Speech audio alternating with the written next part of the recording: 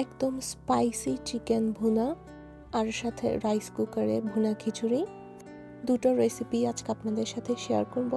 আসসালামু আলাইকুম এভরিওয়ান, আশা করি সবাই অনেক ভালো আছেন। সো প্রথমেই চিকেনটাকে আমি পানি ঝরিয়ে নিয়ে কিছু গুঁড়ো মশলা এটার সাথে অ্যাড করেছি, একদম বেসিক গুঁড়ো মশলাগুলো। দেন অল্প একটু টক দই আর লবণ দিয়ে এটাকে ম্যারিনেট করে রেখে দেবো একটা সাইডে কিছুক্ষণের জন্য। এখানে আমি লাল মরিচ গুঁড়ো, ধনে গুঁড়ো, জিরে গুঁড়ো আর সামান্য একটু হলুদ গুঁড়ো দিয়েছিলাম, আর এটাকে ম্যারিনেট করে সাইডে রেখে দিয়েছি। আর যেহেতু আমি এটাকে ভুনা করব, তাই আমি অনেকগুলো পেঁয়াজ কুচি দিব এখানে। আমি একদমই ভালো মতো পেঁয়াজ কুচি করতে পারি না, তাই যতটুকু পারি ততটুকুই করে নিই।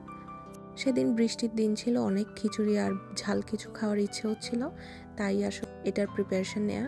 আর এই সুন্দর পেঁয়াজ রাখার যেই স্টোরেজটা দেখছেন, এটা আমি টেমো থেকে নিয়েছিলাম। তো আমি পেঁয়াজগুলোকে কুচি করেও একটা সাইডে রেখে দিচ্ছি। বাংলাদেশে থাকলে হয়তো আলিফের খিচুড়ি খেতে চলে যেতাম, বাট এখানে কিছুই করার নেই, নিজে থেকেই বানাতে হলো, তাই আমি টমেটো কুচিও রেখে দিলাম। এরপর একটা প্যানে বেশ খানিকটা তেল নিলাম, এরপর এলাচি, লং, তেজপাতা আর সামান্য একটু জিরা ভালো মতো গরম করে নিচ্ছিলাম। আমি আরেকটু তেল অ্যাড করেছিলাম এখানে। এরপর ভালো মতো পেঁয়াজ কুচিগুলোকে দিয়ে দিচ্ছিলাম। এরপর খুব ভালো মতো পেঁয়াজটাকে সটে করে নিচ্ছি। এরপর আদা রসুন বাটা আমি দিয়ে দিয়েছিলাম বেশ ভালো অ্যামাউন্টেই। তারপর এগুলোকে আমি আরও ভালো মতো কষাবো, আর একটু কষানো হয়ে গেলে আমি এখানে টমেটোটা অ্যাড করে দিয়েছি। আলহামদুলিল্লাহ, ইট কেম আউট সো পারফেক্ট, খেতে অনেক মজার ছিল। তারপর আমি এখানে আবারও কিছু গুঁড়া মশলা অ্যাড করব, যেহেতু আমি চাচ্ছিলাম একদম স্পাইসি নাগা টাইপের চিকেন, তাই আমি এখানে বেশ খানিকটা গুঁড়া মরিচ আবার অ্যাড করেছি। এরপর সাথে বাকি মশলাগুলোও আবার একটু একটু করে দিয়েছিলাম এখানে, যেহেতু আমি চিকেনের সাথে অল্প পরিমাণে মশলা অ্যাড করেছিলাম, তাই আমি একটা একটা মশলা দিচ্ছিলাম আর একটু একটু করে নাড়ছিলাম। এরপর মশলাগুলো মোটামুটি ভুনা হয়ে গেলে এরপর আমি ম্যারিনেট করে রাখা চিকেনটাও দিয়ে একদম হাই ফ্লেমে অনেকক্ষণ ধরে এটাকে রান্না করে নিচ্ছিলাম, ভালো মতো ভুনে নিচ্ছিলাম, যেন একদম একটা মাখা মাখা টাইপের কনসিস্টেন্সি থাকে এটার মধ্যে। আর আমি বাটিতে যে মশলাগুলো লেগেছিল সেগুলোও পরে ইউজ করবো, একদম অল্প একটু পানি ইউজ করবো এখানে। খিচুড়ির জন্য ডাল আর চাল ভালো মতো মিক্স করে তারপর এটাকে আমি ওয়াশ করে রেখে দিব এক সাইডে। 10-15 মিনিট পর আমি একদম হাই হিটে যে চিকেনটাকে ঢাকনা দিয়ে রেখেছিলাম সেটাকে আবার নেড়ে নিব ভালো মতো। একদম মিডিয়াম টু হাই হিটে এটাকে ঢাকনা দিয়ে দিয়ে রান্না করব, আর কিছুক্ষণ পরপরই নেড়ে দিচ্ছিলাম। আর এখন পর্যন্ত আমি কোনো পানি ইউজ করিনি এখানে।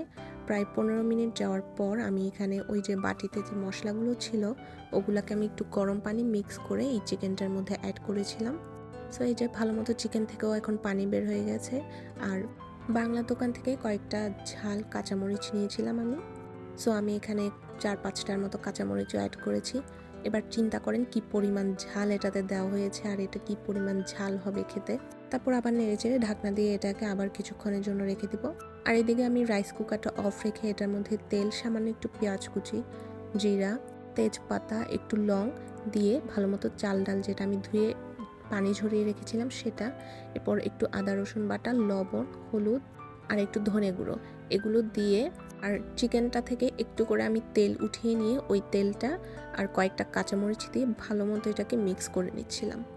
আপনারা চাইলে হাত দিয়েও এটাকে মাখাতে পারেন। আমি লংটা ফার্স্ট দিতে ভুলে গেছি, তাই পরে অ্যাড করেছিলাম। এরপর আমি গরম পানি অ্যাড করেছি এখানে, আর ঢাকনা দিয়ে ভালো মতো বসিয়ে দিয়েছিলাম। এই ফার্স্ট টাইম আসলে রাইস কুকারে আমি ট্রাই করেছি খিচুড়ি রান্না করার, বাট আলহামদুলিল্লাহ এটা অনেক ভালো হয়েছিল আর অনেক ঝরঝরাও ছিল। এই যে দেখুন কি পরিমাণ ঝরঝরে হয়েছিল এটা। সো এই গরম গরম ধোয়া ওঠা খিচুড়ি আর ঝাল ঝাল ভুনা চিকেন দিয়ে ওই দিনের ডিনার সেরেছি। আশা করি ভালো লাগবে আপনাদের এই ভিডিওটি। ভালো থাকবেন সবাই, আল্লাহ হাফেজ।